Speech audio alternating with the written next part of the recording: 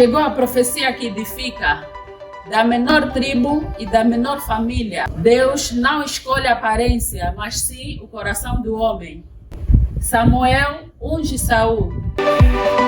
Por que Samuel convoca o povo para a escolha do rei de Israel? Será o nosso Deus um Deus democrático? Deus depende do voto do povo? Será? Eu sou Angélica Simões. Está a começar o programa Aprenda com o Mestre. Seja edificado.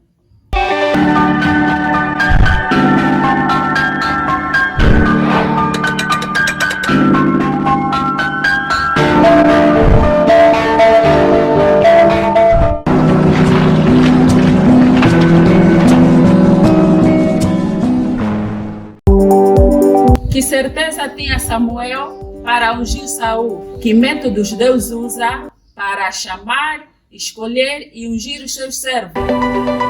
Por que ungir e depois convocar o povo para a escolha do primeiro rei de Israel? Será que Deus depende da vontade do povo para cumprir com os seus planos? Será Deus um Deus democrático? O que Deus exige ao seu ungido? Missionária Jamila Salvador, por favor, instrua-nos e edifica-nos à vontade. A paz do Senhor para todos os nossos irmãos e telespectadores que nos acompanham a partir de casa.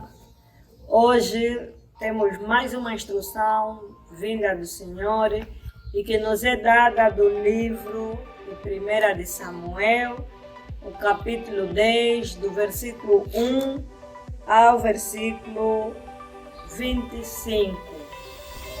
Neste estudo, vamos aprender como Deus chama os servos para a sua missão, para o seu trabalho, como Ele chama, como Ele unge, por meio de quem Ele unge, e como é que o povo ou os demais vão perceber que este é o novo rei que Deus mandou, ou o novo servo, ou o novo pastor, seja qual for a categoria que Deus der naquele que Ele chamou. O povo de Israel, naqueles dias, tinha como juiz Samuel, que sucedeu Eli. Após a morte de Eli e seus filhos, passou a ser o juiz Samuel. E Samuel também ficou na fase adulta. Samuel envelheceu e o povo israelita, um povo insurreto, que tinha as decisões próprias, porém um povo amado por Deus. O povo não queria que os filhos de Samuel fossem os seus juízes, alegando que tinham más práticas ou viciaram-se no dinheiro e outras situações. Não queriam mais e exigiram que Deus lhes desse um rei. Samuel expôs essa situação a Deus. Samuel, que era o juiz, profeta, amigo íntimo de Deus, expôs essa situação a Deus e Deus deu orientação de como seria a vida como rei, porque eles estavam a ver que os outros povos tinham um rei. Porém, a situação deles era bem diferente. Eles eram um povo diferente. Era um povo escolhido por Deus e não necessariamente precisavam de um rei, porque eles tinham Deus com eles. Mas ainda assim, insistiram, queriam um rei. Então Deus escolheu um rei para eles da tribo mais pequena de Israel. No caso, Saul. Nos capítulos anteriores, nós vemos como Saul chega até Samuel, a maneira que Deus usa para chamar o seu servo. Então, chegou o dia da unção deste servo. No capítulo 1 diz que Samuel pegou um vaso de azeite e o derramou sobre a cabeça de Saul. Beijou-o e disse: faço isso porque o Senhor ungiu você. Ou seja, Samuel estava a ser simplesmente usado como instrumento da unção de Saul. Na verdade, quem estava a ungir Saul era Deus. E nos versículos seguintes, Samuel vai dando várias instruções a Saul até o dia do regresso de Saul até a sua casa. Aqui aprendemos o quê?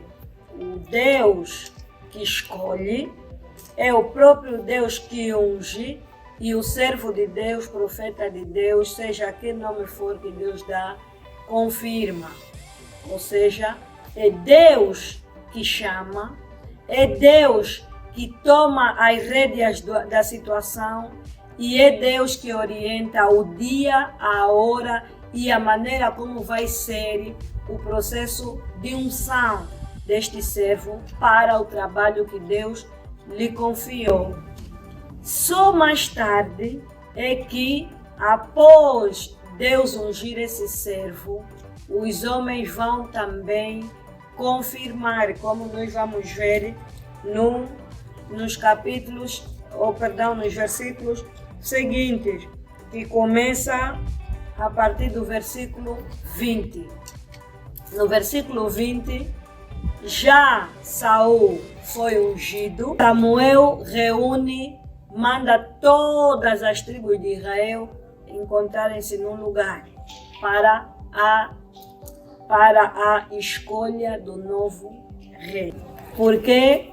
Porque Deus conhece o coração do ser humano, conhece a nossa natureza e sabia que naquele exato momento dizer somente que o rei é esse, conhecendo o povo que ele tem, o que ele tinha, povo rebelde, então Deus orientou Samuel a fazer esse encontro, essa reunião, para que eles próprios elegessem por meio de um sorteio. E assim se fez o sorteio e diz-nos aqui que após o sorteio, a tribo que venceu é a tribo de Benjamim, que no caso é a tribo de Saul. E a família que venceu é a família de Mitri, que é a família de Quis, que é pai de Saul. Tudo conforme Deus fez. É necessário que os homens vejam essa trajetória para eles, humanamente. Foram eles que votaram, mas foi Deus que primariamente escolheu Saul. E repare que Saul foi tirado da menor tribo. Deus não vê aparência, Deus não vê cargo, Deus não vê formação, Deus não vê poder financeiro, Deus não vê nada disso.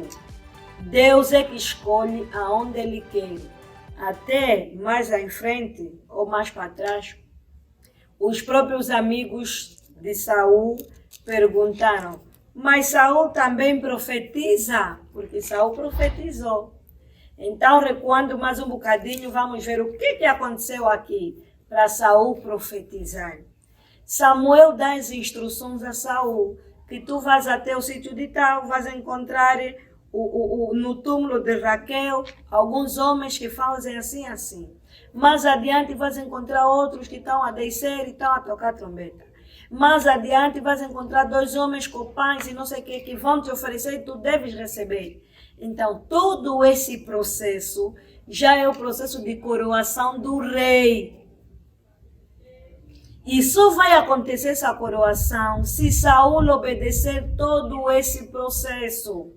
E Samuel diz: depois de acontecer isso, depois de você cumprir todos esses passos, esses procedimentos, você pode tomar as decisões que tiver que tomar, porque Deus é contigo. Significa que no cargo que Deus te escolheu ou no cargo que Deus te deu, é preciso cumprir alguns procedimentos dados pelo próprio Deus, por meio dos seus servos mais crescidos, para você viver lá à frente a consumação daquilo que Deus te chamou. Chamado para o trabalho de Deus, cria nos outros que não estão no mesmo espírito que você, não receberam a mesma orientação ou não tenham o mesmo discernimento de Deus, dúvidas, incógnitas. As pessoas perguntam, esse não era o fulano que vivia disso e daquilo, tal como fizeram com Jesus, esse não é o filho do marceneiro, esse não é o filho do carpinteiro, porque as pessoas só veem na aparência física e as pessoas vão perguntar, mas então o fulano agora, o fulano agora também já fala de Deus, o fulano agora também já se veste assim, as pessoas vão fazendo perguntas, porque não estão dentro, não sabem, não conhecem os planos de Deus. Isso é o individual, a pessoa e Deus. E no momento da convocação, o povo confirmou a vontade de Deus. Votou no rei que Deus escolheu por meio de sorteio.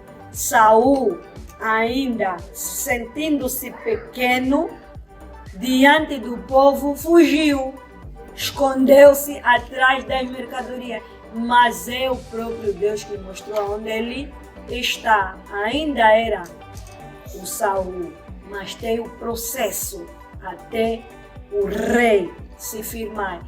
Esse processo depende daquilo que Saul vai viver, da obediência, do nível de intimidade com o próprio Deus que lhe escolheu.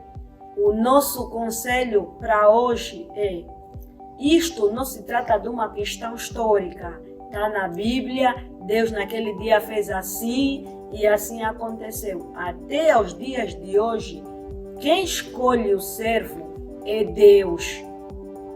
Quem orienta o servo para qualquer missão é Deus. Se você levantou da sua casa e decidiu abrir um trabalho de Deus sem a ordem, sem a orientação, lá frente vai ter consequências.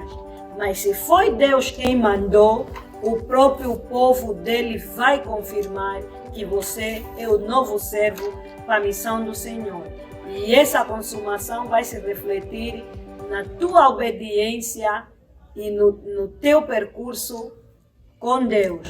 Para a tarefa de casa, fica essa dica. Medite, pergunte no Senhor qual é a sua tarefa, se Deus te escolheu para que tarefa e se Deus de fato quer que você faça essa tarefa. E fique de olho para as ordens que Deus te dá na tarefa que Ele te incumbiu, para você não meter o teu ser, para você não jogar com o teu raciocínio, porque as coisas de Deus são como essas que vão acontecer aqui. Parecem sem lógica, mas com muita lógica, com muita verdade, e o resultado vai se refletir no dia que os irmãos vão confirmar o poder de Deus por meio da sua vida. A paz do Senhor, esperamos que tenha acompanhado e gostado e continue a acompanhar os nossos programas, especialmente o Aprenda com o Mestre. A paz do Senhor. Deus usa método divino e a sua vontade não está sujeita à vontade de ninguém, mas o Senhor dá sabedoria aos seus servos em todas as circunstâncias. Uma vez ungido, não significa ser ungido para sempre. É preciso obedecer rigorosamente todas as ordens e vontades dadas por Deus para não ser destituído. Toda árvore que não produz frutos é lançada no fogo. Seja podado por Deus e dê fruto em todas as estações. Muito obrigada, que a bênção te persiga e te alcance. A paz do Senhor.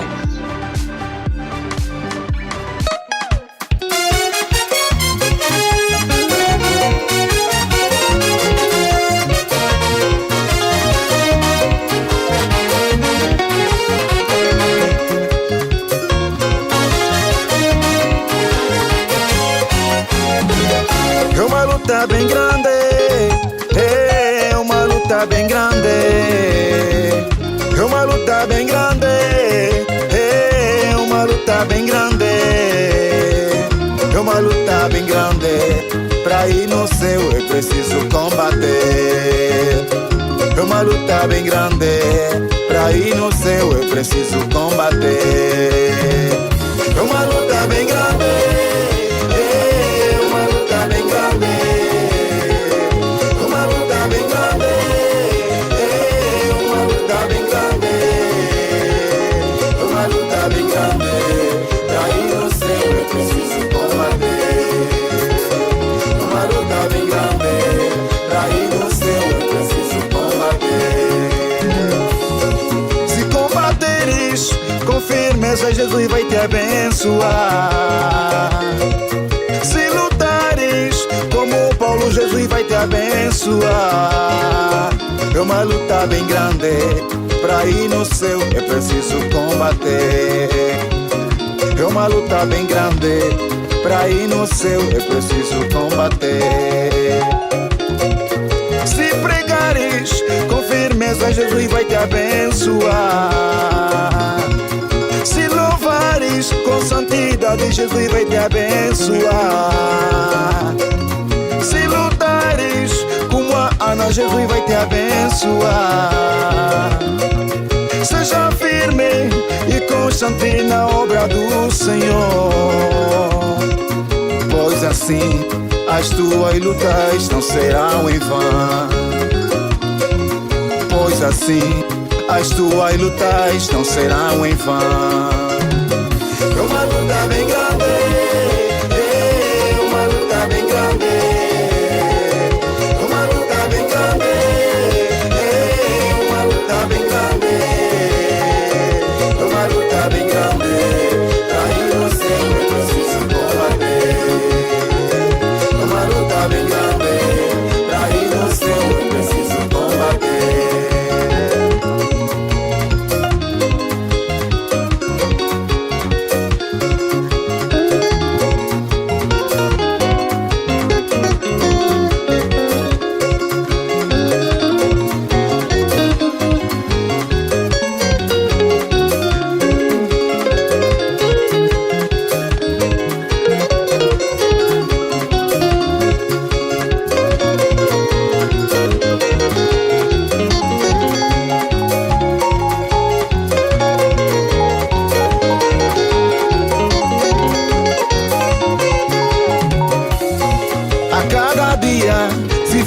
Fica na graça de Jesus.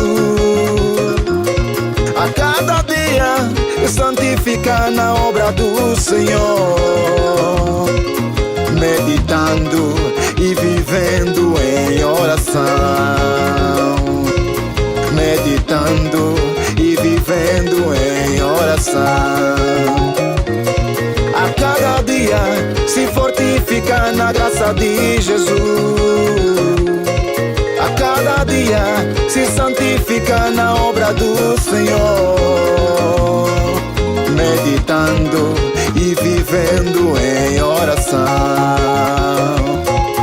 Meditando e vivendo em oração.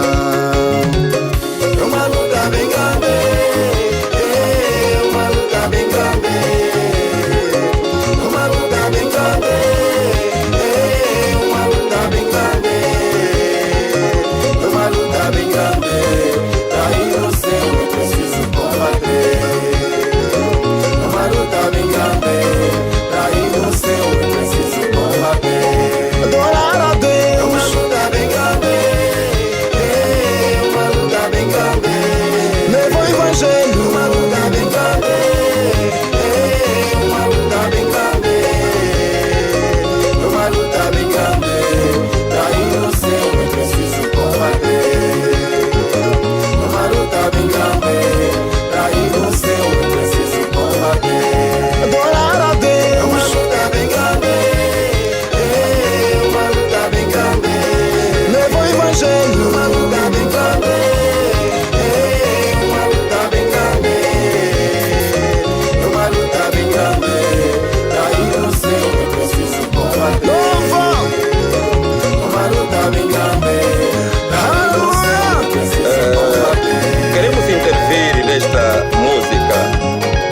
cuja melodia está cita no livro de Efésios capítulo 6, precisamente o versículo 10, que diz o seguinte: No demais, irmãos, meus, fortalecei-vos na força do seu poder, revesti-vos de toda a armadura de Deus, para que possais estar firmes contra as astutas ciladas do diabo, porque não temos que lutar contra a carne e o sangue, mas sim contra os principados, contra as potestades, contra os príncipes da treva deste século, contra as hostes espirituais da maldade nos lugares celestiais.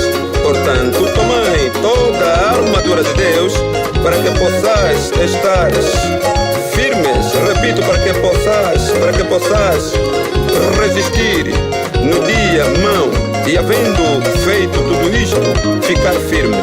Estais, pois, firmes, tendo cingido os vossos lombos com a verdade e vestida a couraça da justiça.